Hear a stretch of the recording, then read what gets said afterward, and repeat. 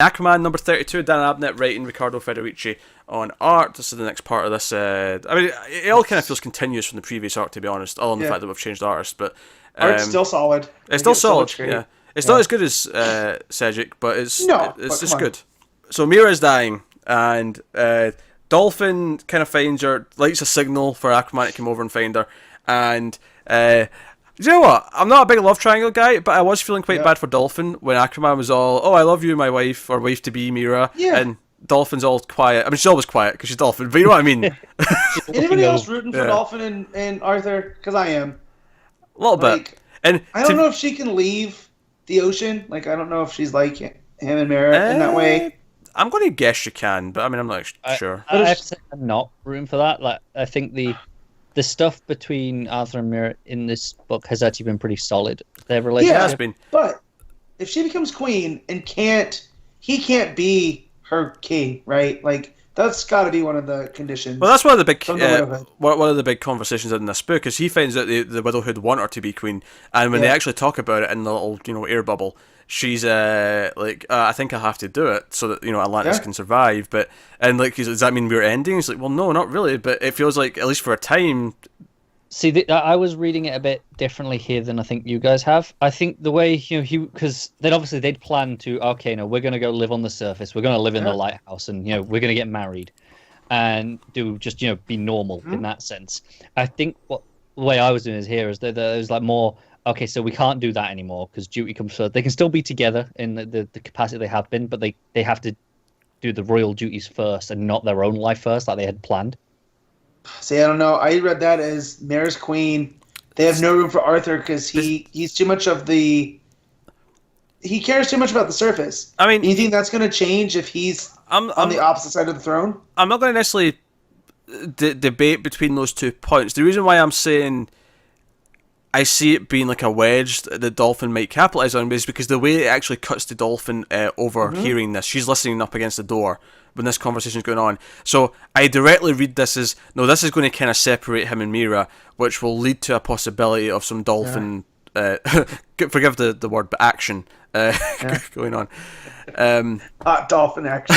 Don't Google that, people. Don't Google that. Don't Google it, no. Please don't. But, I felt like it was very intentional there. It's like they're hinting that Dolphin has feelings for Arthur at the same time that we might be driving something that, puts them apart a little bit because she has to take this responsibility on. And that's his origin, though, too. Like, remember, they wanted... That's where Orin comes from. Orin? Yeah. Orm. There we go. He's Orin, right? He's Orin, yeah. He's Orin, yeah. And his brother's Orum. Do you know how hard it is to not say orange when you go to say Orin? Yeah, right? Like, so Orin. The queen took off, and that's how she ended up with his dad, with Tom Curry, right? So, I mean, that's the Atlantean culture, his duty before everything else. And I think Mara's more akin to that than Arthur ever will be. There is, but I think the fact that, she's the ruler, he wouldn't be king necessarily. I mean, he's prince. Right, he would be a prince, and maybe regent at best. Right. So he could still go and do all the surface stuff. The responsibilities aren't on him in the same way that they are when he's king. So it should. I kind of want him and Dolphin together. I'm not going to lie. All my decision comes to that because I've really grown to like her. People are awful. I've grown to like Dolphin as well, I have to admit. And as much as I do crack my ginger jokes, I wouldn't necessarily assume I typically go for the blondes over the redheads, but Dolphin's kind of sweet. She's got this sweetness to her that's just really endearing. And I like Mira, don't get me wrong, but... Yeah, Mira's cool. Like, I love the fact that she breached the crown of thorns to get to Arthur, and putting her life at risk. Which puts them on this countdown. She's got like 10 hours to live, so Aquaman has to take down the crown and storm the castle, as it were. And also, I don't think I was reading when you guys talked about the Beast Master. He's the keeper of all the beasts of Atlantis. I love the way they write his dialogue because he's just, It's so pompous. Well, it's not the pompous. It's like a false pomp. Well, not just that. It's the O's and the H's and the, false pomp. I don't want to say rural. I'm trying to find the right. But yeah, I just love the way that he is, and he cares about his beasts, and we can't do that, and then it ends with the beast crashing the throne room. Yeah. Like. That's a hell of a final page. That's a Yeah, it great, is. great final page. Obviously, he goes to King Shark for help, who refuses. I feel like he might change his mind though and be a bit of cavalry next issue. It feels like Well, I that'll also be like.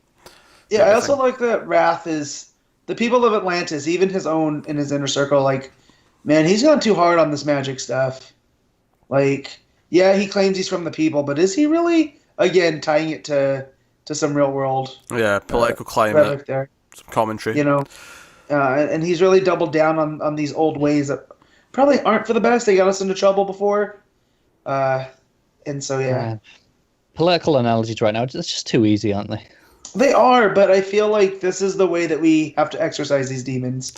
And we thought that Percy was being heavy-handed. It just turns out like no, he wasn't going close enough to reality. He was slightly ahead of the curve, if anything. Yeah, exactly. So I don't know, but I like that they brought that thread in. That even his own people are in his inner circle are just like, hey, I don't think he's up to the task. Volko's going to write a book called Water and Fury, about his first year in office.